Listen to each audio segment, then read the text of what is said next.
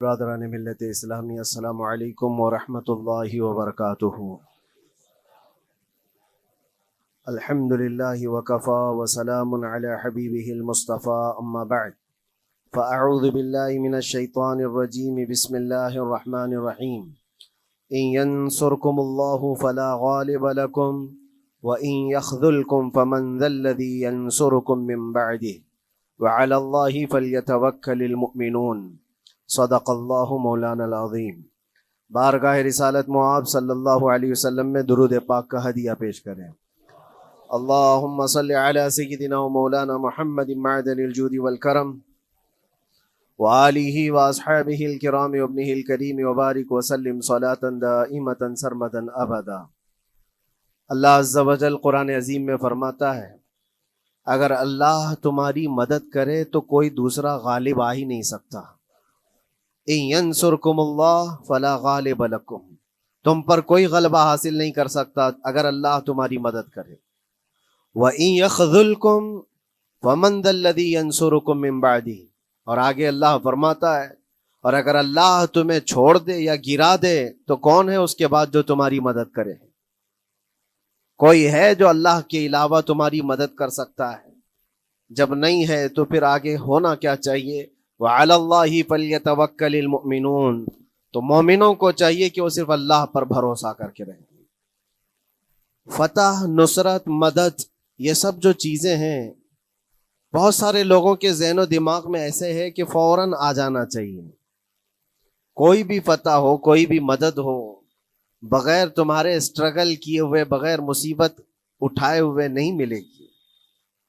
اگر فتح و نصرت یوں ہی آپ کو روزانہ ملنے لگ جائے تو کیا رسول پاک صلی اللہ تعالیٰ علیہ وسلم مدینہ طیبہ میں بیٹھ کر دعا کرتے تو ساری چیزیں فتح یاب نہیں ہو جاتی؟ آپ صلی اللہ تعالیٰ علیہ وسلم کو بدر میں جانے کی ضرورت کیا پیش آتی؟ احد میں اپنے 70 جوان صحابہ کی شہادت پیش کرنے کی ضرورت کیا پیش آتی؟ اور اسی طرح سے خیبر ہو کہ حنین ہو کہ طائف ہو، کتنی جنگیں ہیں جس میں اپنی جان کی بازی لگائی صحابہ نے۔ سب سے بڑا معرکہ تو کربلا کا دیکھیں آپ، جہاں پورا کا پورا خاندان شہید ہو گیا ہے۔ تو فتح و نصرت بغیر قربانی کے اور بغیر تکلیف کے ایسی ہی آ جائے؟ آج کے زمانے میں ہم سوچ کر کے بیٹھے، ایسا نہیں ہوتا۔ اسلام زندہ ہوتا ہے ہر کربلا کے باہر، اور اللہ کی مدد آتی ہے، یہ بھی نہیں ہے کہ نہیں آئے گی۔ کچھ لوگ مایوس ہوتے ہیں، کچھ لوگ نروس ہو جاتے ہیں اور بھاگنے پر مجبور ہوتے ہیں۔ یہ امتحانات کی گھڑی ہوتی ہے۔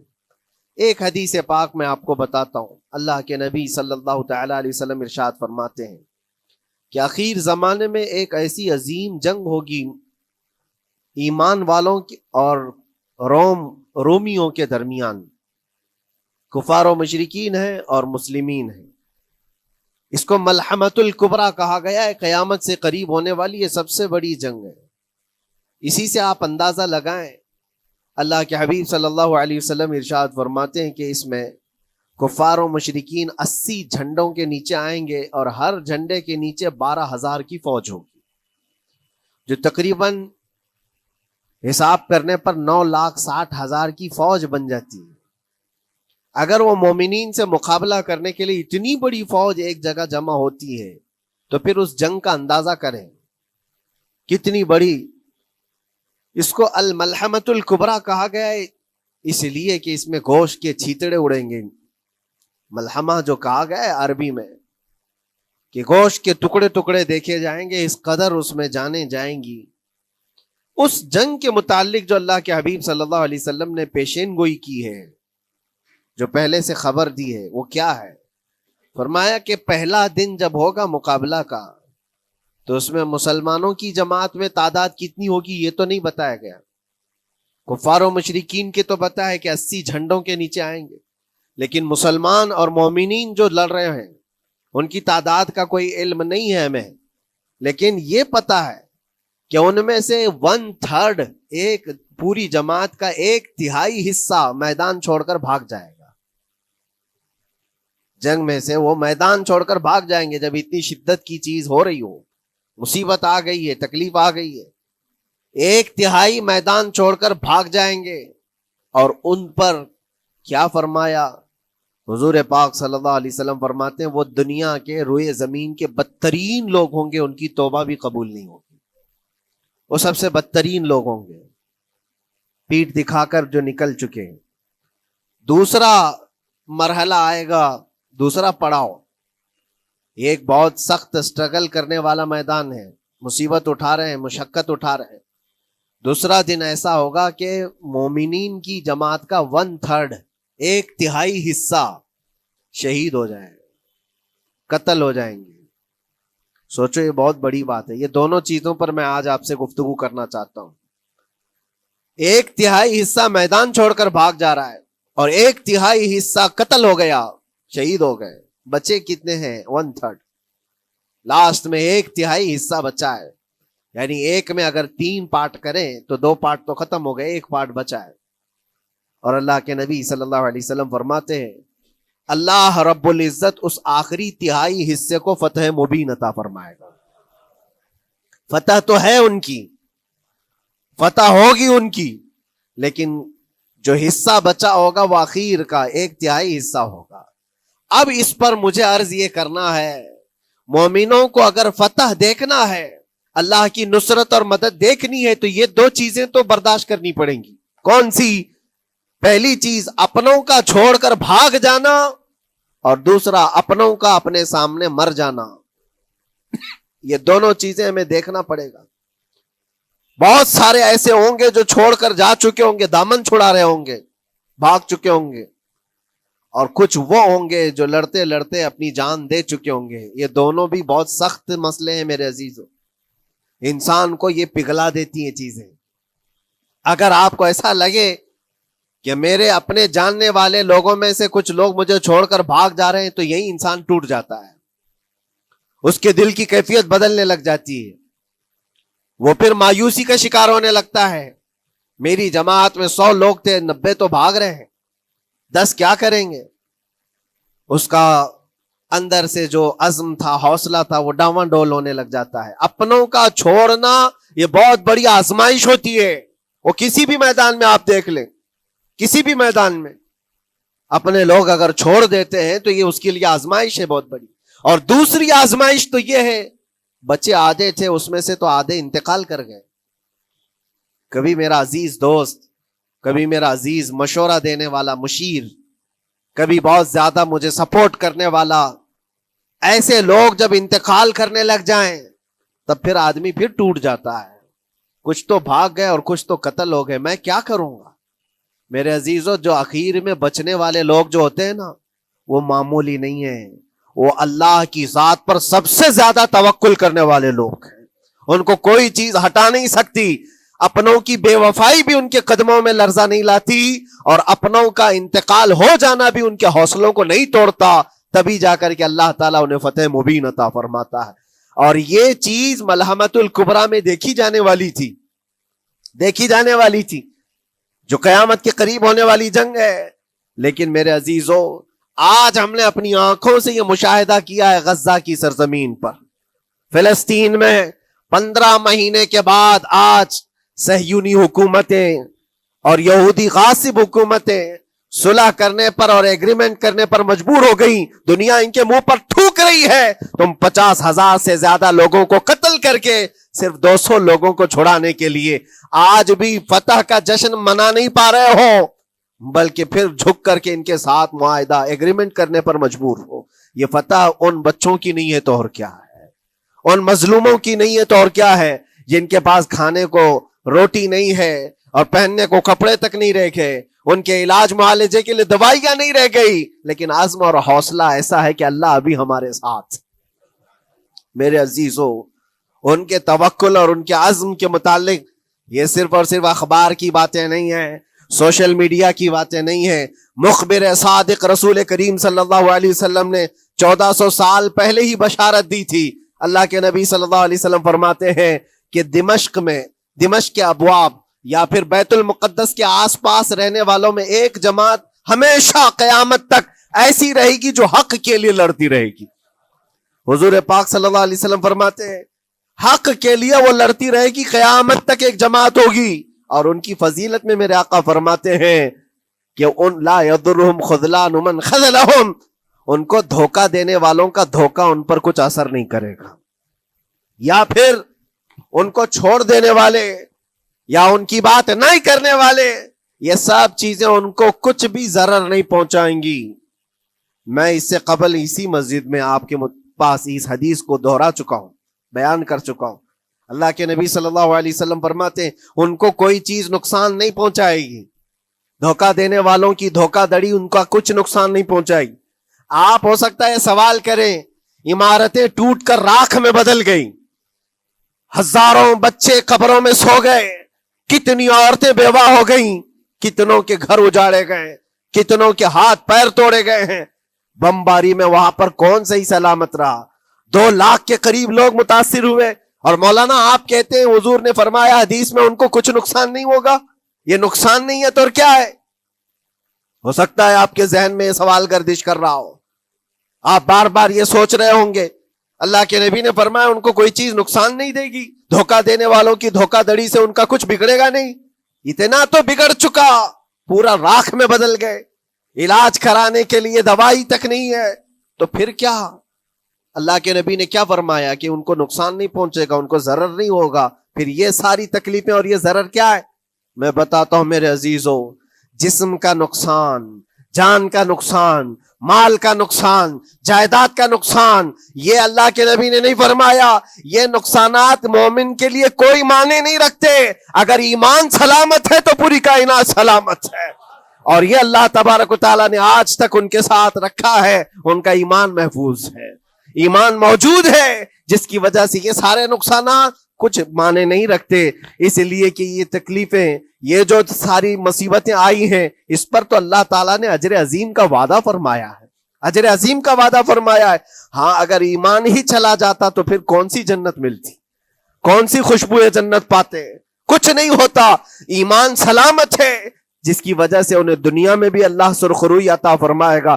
ایک بھی جگہ سے کہیں ان نہتے مسلمانوں کو جو غریب مظلوم ہیں اور ٹوٹے پوٹے ہاتھوں اور ٹکڑے پہنے ہوئے بچے ہیں، ان کو کوئی یہ نہیں کہتا کہ یہ ظالموں کے لوگ ہیں، بلکہ ہر کوئی یہ کہتا ہے ایک ظالم کے خلاف جس کے پاس دنیا کے سارے آئٹم پاور ہیں، لیکن یہ نہتے بچے کھڑے ہیں، دعائیں بھی ان کے ساتھ ہیں اور رحمت الہی بھی ان کے ساتھ ہے. سلام ہے ان غزہ کے مظلومین کو. اور وہاں تو بچے، مرد تو مرد، عورتیں.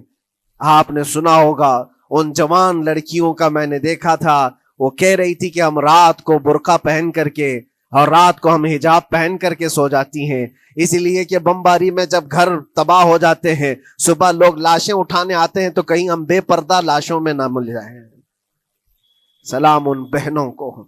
آج وہ عورتیں سبق لیں ان سے جن کو اللہ نے ہر طرح کی نعمتیں دی ہے. تمہارے گھر میں جائیداد بے پناہ ہے، مال و دولت بے پناہ ہے، کپڑے روز بدلنے کے لیے تمہارے پاس ہیں، سب رکھ کر کے تم عورتوں کو، آج ہم بازاروں میں جو بے پردہ دیکھتے ہیں، یہ شادی محلات میں ہر جگہ جو عورتوں کی بے حیائی اور بے پردگی دیکھ کر پھر میں سوچتا ہوں سلام ان بہنوں کو جو موت کی رات بھی حجاب ہٹانا نہیں چاہتی، اس لیے کہ دنیا سے جائیں تو اللہ کی بارگاہ میں حجاب کے ساتھ جائیں. یہ ایمان ہو تو پھر اللہ تبارک و تعالیٰ کی مدد بھی آتی ہے، نصرت الہی آتی ہے. مجھے بتاؤ میرے عزیزوں، 50,000 کا خون کر دینے والا وہ ظالم اور غاصب اسرائیل، وہ اپنے 200 قیدیوں کو چھوڑا کیوں نہیں سکا؟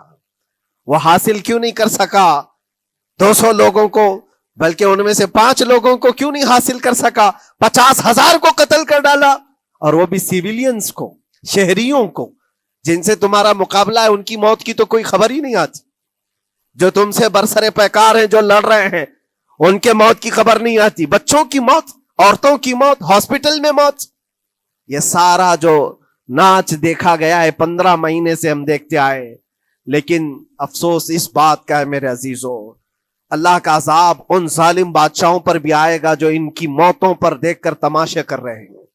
وہ اپنی عیاشیوں میں مصروف ہیں، وہ اپنے عیش قدوں میں شراب نوشی اور کباب خوری پر مصروف ہیں، اور ان بچوں کی تڑپتی ہوئی لاشوں پر وہ اپنی کرسیاں سجائے بیٹھے ہیں. وہ عرب کے ظالم بادشاہ کہاں ہیں؟ جن کے گھروں میں سونے کے ٹوائلٹ بنائے گئے ہوں، جو سونے کی کرسی پر بیٹھ کر کے حکومت اور تخت بچھاتے ہوں، میرے عزیزو ان کی بھی پکڑ آنے والی ہے، آپ انتظار کرو، کیونکہ اللہ تعالیٰ قرآن میں فرماتا ہے وَسَيَعْلَمُ الَّذِينَ ظَلَمُوا أَيَّ مُنْقَلَبٍ يَنْقَلِبُونَ، ان قریب ظلم کرنے والے یہ پہچان لیں گے کہ اللہ ان کو کس پلٹی میں گرائے گا، وہ کس پلٹی میں، کس کھائی میں جا کر کے گریں گے۔ اندازہ کرو، ظالم صرف وہی نہیں ہے جو بمباری کرتا ہے اور قتل عام کرتا ہے، ظالم وہ بھی ہے جو تماشائی بن کر کے لوگوں کا سپورٹ کرتا ہے، ان لوگوں کو سراہتا ہے جو ظلم کر رہے ہیں۔ افسوس کا مقام ہے، وہ چیختے رہ گئے، چلاتے رہ گئے ہیں، اور پھر اخیر میں وہ بچوں نے پکار کر کے یہ بھی کہا ہمیں کسی جگہ سے مدد کی امید نہیں ہے، نہ ہمارے پڑوسی ملک سے، نہ کسی بہت بڑے مسلم بادشاہ سے، ہمیں امید ہے فتح کی اور مدد کی تو پروردگار عالم سے ہے۔ اور یقیناً مومنوں کے لیے اللہ نے یہی فرمایا وَعَلَى اللَّهِ فَلْيَتَوَكَّلِ الْمُؤْمِنُونَ، اور مومنوں کو چاہیے کہ صرف اللہ ہی پر بھروسہ کریں۔ میں نے دیکھا ہے میرے عزیزو، یہ دنیا صرف اور صرف لالی پاپ پکڑا سکتی ہے تمہیں، ان کے ہاں مدد کی کوئی گنجائش نہیں ہے، یہ ہمارے ساتھ کھیلتے ہیں، ان کے دلوں کے اندر سے رحم غائب ہے، یہ بچوں کی تڑپتی ہوئی لاشوں کو دیکھ کر کوئی آواز تک نہیں اٹھاتا، جو آواز اٹھانے والا اس کو کیس کر کے بند کر ڈالیں گے۔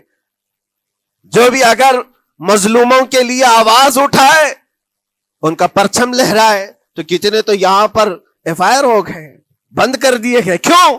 مظلوموں کے لیے آواز اٹھانا کیا یہ ہمارا رائٹ نہیں ہے، ہمارا حق نہیں ہے؟ تم ظالموں کے لیے علل اعلان بات کر سکتے ہو، ہم مظلوموں کی بات بھی نہیں کر سکتے، کیسی بات ہے؟ میرے عزیزو، ہم جس دنیا میں جی رہے، اسی لیے میں آپ سے کہتا ہوں اٹھو، وہ گھر نہ حشر نہ ہوگا پھر کبھی، دوڑو کہ زمانہ چھال اپنی چل گیا، قوت عشق سے ہر پست کو بالا کر دو، دہر میں نام محمد سے اجالا کر دو۔ تمہارے پاس طاقت و قوت نام کی کوئی چیز ہے تو وہ ایمانی طاقت ہے، باقی کوئی چیز، کوئی طاقت و قوت تمہاری مدد نہیں کرے گی۔ وہ قوت ایمانی ہے جو بدر میں صحابہ کے ساتھ تھی، وہ قوت ایمانی ہے جو احد میں بھی صحابہ کے ساتھ تھی، وہ ایمانی طاقت و قوت کا جوش ہی ہے جو 4000 ہوتے تو 40,000 پہ بھاری ہوا کرتے تھے، وہ ایمانی طاقت و قوت ہی ہے جس پہ اللہ کی مدد اور نصرت آتی ہے۔ آج مومنو، آپ سب سے زیادہ اللہ پر توکل کرو، اللہ پر بھروسہ کرو۔ میں نے دیکھا ہے میرے اپنے معاملات میں 8 مہینے تک میں اسٹرگل کرتا رہا، پل پل دیکھتا رہا، اور ایسی زمین پر مجھے لٹایا جاتا جہاں فرشی بھی نہیں ہے، پتھروں کی زمین پر لیٹ لیٹ کر کے ہماری کمر ٹوٹنے پر آتی۔ اس وقت لوگ یہ کہتے فلاں کی طرف سے مدد آ جائے گی، فلاں کی طرف سے مدد آ جائے گی، ہم نے یہ لائن بھی لگا دی ہے، یہ سورس بھی لگا دیا ہے، ہر طرف دیکھتا رہا، اخیر میں پھر یقین ہوا مدد کہیں سے نہیں، میرے پروردگار سے ہی آئے گی۔ اللہ ہی مدد کرتا ہے مومنوں کی، بس یہ ہے کہ صبر ضروری ہے اور تھوڑی مصیبت اٹھانا ضروری ہے، اس لیے کہ مزاج ہے اسلام کا، اسلام زندہ ہوتا ہے ہر کربلا کے بعد۔ اپنی قربانیاں دو اور قربانیاں ضائع نہیں ہوتی، رنگ لائیں گی، ہماری شہادتیں رنگ لائیں گی، ان بچوں کی شہادتیں رائے گاہ نہیں جائیں گی جو 40,000 کے قریب شہید ہو چکے ہیں، وہ رنگ لائے گی۔ فتح بیت المقدس کے لیے ان کی قربانیاں، ان کی شہادتیں ایک عظیم باب بن کر کے نکلیں گی، ایک عظیم دروازہ بن کر کے نکلیں گی۔ آپ انتظار کرنا، وہ دن قریب آ رہا ہے جس کے متعلق میرے مصطفیٰ نے بشارتیں دی ہیں۔ ایک وقت وہ آئے گا جب امام مہدی کا ظہور ہوگا اور صرف پرچم اسلام لہرائے گا، وہ دن آئے گا، یہ قربانیاں ضائع نہیں جائیں گی میرے عزیزوں۔ اور اللہ کریم نے قرآن میں فرمایا، آپ لوگ ڈرتے ہوں گے مولانا پھر سے یہ ساری چیزیں بول رہے ہیں، ان کو برا لگے گا، ان کو برا لگے گا، بہتوں کو برا لگے گا، یہ میری بات نہیں، قرآن کہتا ہے وَلَوْ كَرِهَ الْكَافِرُونَ وَلَوْ كَرِهَ الْمُشْرِكُونَ۔ اللہ قرآن میں فرماتا ہے يُرِيدُونَ لِيُطْفِئُوا نُورَ اللَّهِ بِأَفْوَاهِهِمْ، لوگ تو چاہتے ہیں اللہ کے چراغ کو اپنے منہ کے پھونکوں سے بجھا دیں، اللہ کے چراغ کو اپنے منہ کے پھونکوں سے بجھا دیں۔ اللہ کا چراغ اسلام ہے، اللہ کا چراغ یہ قرآن ہے، اللہ کا چراغ رسول پاک کی ذات ہے، اور ظالم یہ چاہتے ہیں اپنے منہ کے پھونکوں سے اس چراغ کو بجھا دیں اور قرآن کہتے ہیں واللہ متم نورہ، اللہ تعالیٰ اپنے نور کو، اپنے چراغ کو مکمل کر کے رہے گا اور پوری دنیا میں غالب آ کر رہے گا۔ آخر میں یہ جملہ اللہ نے فرمایا، اگرچہ کافروں یہ بات ناپسند کرتے ہوں، اگرچہ مشرک یہ بات ناپسند کرتے ہوں، میں نہیں کہہ رہا، اللہ کہہ رہا ہے یہ بات تو بری لگے گی ہی۔ ایسا کیوں بولتے ہیں؟ اس لیے کہ یہ ہونے والا ہے جو قرآن نے کہا۔ یاد رکھو، زمین اوپر جا سکتی ہے، آسمان نیچے آ سکتا ہے، لیکن میرے رب کا فرمان کبھی ٹل نہیں سکتا۔ جو قرآن نے کہا ہے وہ ہو کر رہے گا، اور اسی پر ایمان ہم سب مومنوں کی شان ہے، ہم سب مومنوں کی شان ہے۔ بس آپ کے لیے ذمہ داری یہ ہے، آؤ ان برائیوں کی وادیوں سے جس میں پڑے ہوئے ہو، نوجوانوں سے میں گزارش کرتا ہوں، تمہاری نمازوں کا حساب کر لو، تمہارے اپنے اعمال کا حساب کر لو۔ اللہ کی مدد کو پکارتے ہو تو یقیناً اپنے چہرے صاف تو کر لو، اپنے دلوں کو پاک تو کر لو، اپنے اعمال، اپنی پیشانیوں کو مسجدوں کے سجدوں سے سجا تو لو۔ پھر مانگنے میں تمہیں ایک مزہ بھی آئے، ایک لطف بھی آئے، رحمان کی بارگاہ میں ہاتھ اٹھائیں تو آپ کو لطف بھی آئے، اپنے لیے بھی اور مظلومین کے لیے بھی مانگنے میں مزہ تو آئے۔ لیکن جب آج ہاتھ اٹھاتے ہیں تو پھر یہ دل میں بات آتی ہے، فجر تو قضا کر کے سویا تھا، عشاء تو پڑھا نہیں تھا، اور میرے حالات یہ ہیں، حرام کھایا ہوا ہے، کسی کا مال غصب کیا ہوا ہے۔ ان تمام معاملات کو لے کر کس طرح سے ہاتھ اٹھاؤ گے اللہ کی بارگاہ میں؟ پہلے اپنے آپ کو پاک کر لو میرے عزیزو۔ جب صاف ستھرے ہو جاؤ تو پھر اللہ کی مدد بھی آئے گی۔ اس لیے کہ دنیا میں ہم نے دیکھا ہے، صاف پیالہ لے کر کے آؤ گے تو دودھ بھی ڈالا جا سکتا ہے اور مٹھائی بھی دی جا سکتی ہے، لیکن پیالے میں ہی کیچڑ بھر کر کے لاؤ تو دودھ دینے والا کیا اس میں دودھ ڈالے اور مٹھائی دینے والا کیا اس میں مٹھائی ڈالے۔ یہ تو دنیا والوں کا دستور ہے، بلا تشبیہ و بلا تمثیل۔ اپنے پاک دلوں کو لے کر اللہ کی بارگاہ میں جاؤ تو فوراً تمہارے لیے مدد بھی آ جائے، فوراً مدد بھی آ جائے۔ اللہ کریم ان غزہ کے نہتے اور مظلوم مسلمانوں کی فتح کو سدا قائم و دائم رکھے، اور ان کے ٹوٹے پھوٹے بکھرے گھروں کو اللہ تعالیٰ پھر سے آبادی عطا فرمائے، ان کے کمزوروں کو مولا طاقت و قوت عطا فرمائے، ان کے شہیدوں کو مولا اجر عظیم نصیب فرمائے، ان کی بیواؤں کو مولا صبر جمیل عطا فرمائے، ان کے یتیموں کو مولا طاقت و قوت عطا کرے، ان کی مسجدوں کی آواز اور ان کی گونج کو مولا پھر سے بلندی عطا فرمائے، اور ان کے صبر اور ان کے استقامت اور ان کے حوصلے کو مولا پورے دنیا کے مومنین کے دلوں میں قائم عطا فرمائے۔ ان کے ہر طرح کے حوصلے، ان کے صبر اور ان کے مجاہدانہ استقلال کو مولا ہم سب کے لیے ذریعے نجات عطا فرمائے۔ ہماری نسلوں کے لیے اللہ تعالیٰ ایک سبق آموز حکایت عطا فرمائے۔ مولا کریم تیرے دربار میں دعا ہے، ہم سب کو بزدلوں کی جماعت سے نجات عطا فرما۔ مولا ہم کو منافقین اور مشرکین اور کافرین کے وسوسوں اور ان کے تمام فتن و شرور سے محفوظ فرما دے۔ ہم سب کو ظالموں کے ظلم سے بچا، فتینوں کے فتنے سے بچا، شرین کے شر سے بچا، حاسدین کے حسد سے بچا، جلنے والوں کی جلن سے محفوظ فرما۔ خدایا قدیر و جبار، آخری سانس تک ہمارے ہاتھوں کو غیروں کے سامنے پھیلنے سے محفوظ فرما دے۔ تو اپنا اور اپنے حبیبوں کا محتاج بنائے رکھ۔ وآخر دعوانا ان الحمدللہ رب العالمین۔ السلام علیکم۔